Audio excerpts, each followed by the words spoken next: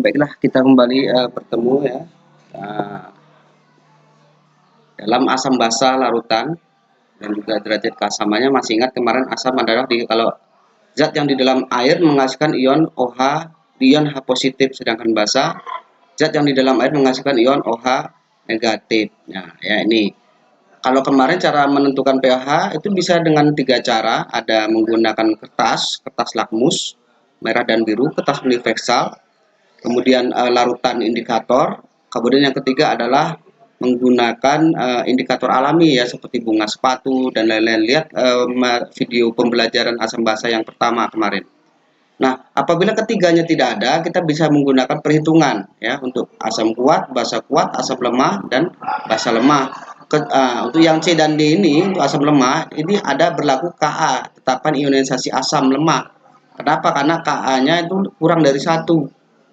Nah, sedangkan yang untuk asam kuat tidak ada karena ada 1. Kalau 1 kan angka netral, dikali berapapun angka itu sendiri. Makanya dia tidak ada nih yang kuat. Yang lemah baru ada. Juga berlaku 3 rumus ini. pH sama dengan min log H positif, pOH sama dengan min log OH negatif, dan pH ditambah pOH sama dengan 14. Itu hubungannya.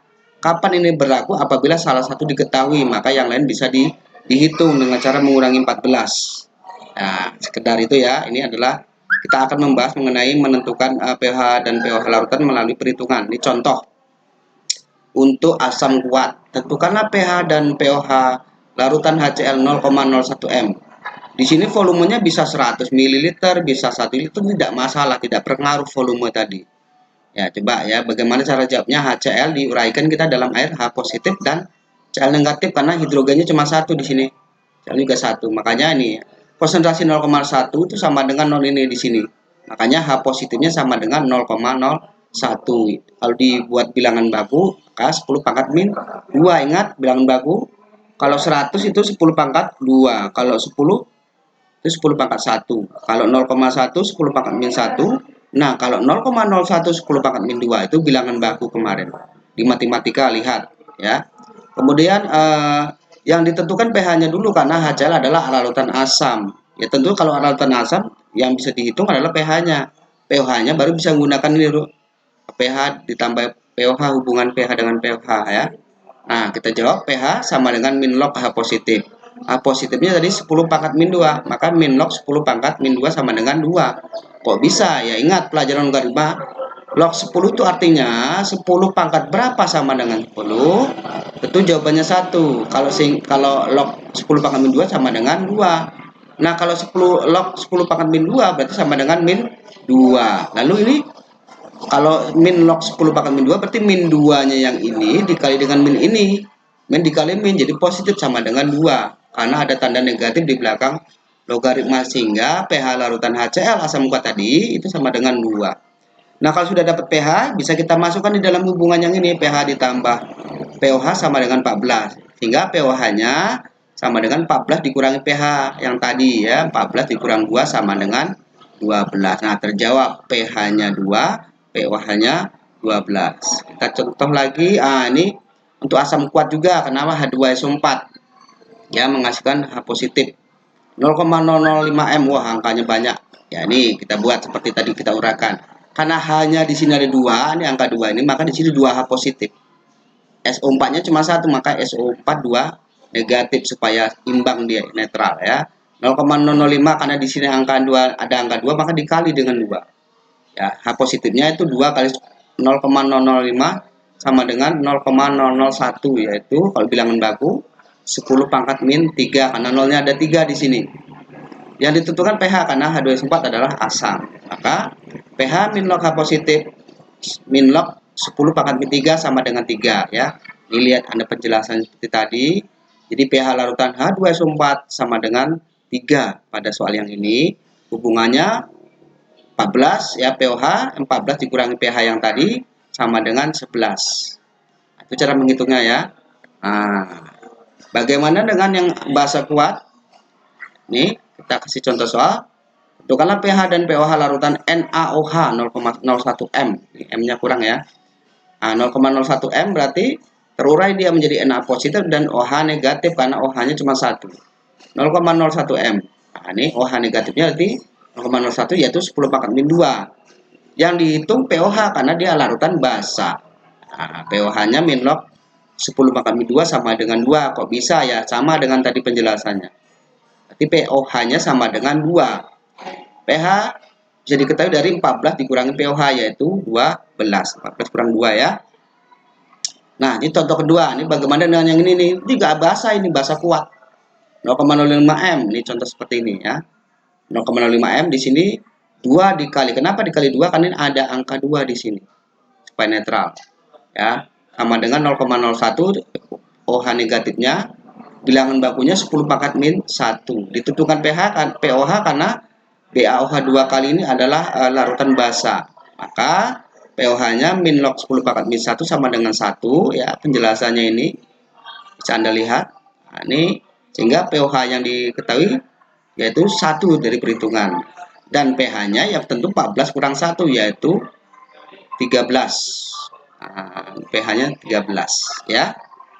Itu cara menentukan asam kuat dan basa kuat. Bagaimana dengan asam lemah? Ingat, asam lemah itu ada Ka dan Ca. Tadi Ka tadi apa? Konstanta asam, sedangkan Ca adalah konsentrasi asam. Yang tadi Ka-nya. Ini contoh, tentukanlah pH dan pOH larutan HCN 0,01 M. Ya, Ka-nya 10 pangkat min 4. Bagaimana kita uraikan dulu HCN positif ditambah Cn negatif 0,01 kalau kita bilangan baku 10 pangkat min 2 itu adalah Ca ya. Nah, H positifnya akar Ka kali Ca 10 pangkat min 4 nih Ka-nya dikali dengan 10 pangkat min 2 nih Ca-nya yang kalau dikalikan adalah akar 10 pangkat min 6. Nah, kalau di akar itu berarti min 6 nya dibagi 2 jadi sama dengan 10 pangkat min 3 karena min 6 bagi 2 min 3 10 tetap 10 pangkat. Begitu pH-nya bisa hitung min log 10 pangkat min 3 yaitu 3. Sehingga pH larutan HCN sama dengan 3. Dengan diketahuinya pH larutan HCN, maka pOH-nya bisa dihitung 14 kurang 3 yaitu 11. Itu untuk asam lemah. Bagaimana untuk basa lemah? Serupa dengan asam lemah, berlaku OH- sama dengan Kb dikali Cb. Cb adalah konsentrasi basa, sedangkan Kb adalah konstanta ionisasi basa ya. Untuk basa lemah. Contoh, tentukanlah pH dan pOH larutan N4OH 0,01 M. Kb-nya 10 pangkat min 4, min 8. Nah, ini seperti tadi kita uraikan, baru di sini 0,01, nah 2 berarti dikalikan 10 pangkat min 8 Kb-nya dikali 10 pangkat min 2 ini.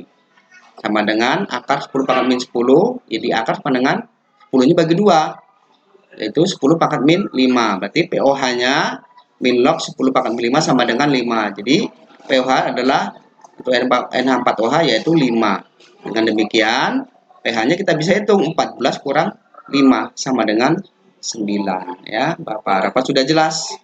Lalu bagaimana aplikasi asam basanya ya di kesehari-harian? Ya, asam cuka nih biasanya di warung-warung, di kedai-kedai, kedai miso, kedai soto biasanya di asam cuka ini digunakan untuk supaya tidak asam dia, untuk menetralkan ya. Tidak amis katanya seperti itu. Nah, ini kemudian asam sitrat ini pengaruh pada makanan ya, gula, permen biasanya menggunakan asam sitrat. Juga sifat asam. Ini asam pada minum bersoda ya. Ada Coca-Cola, Fanta, dia menggunakan aplikasi asam.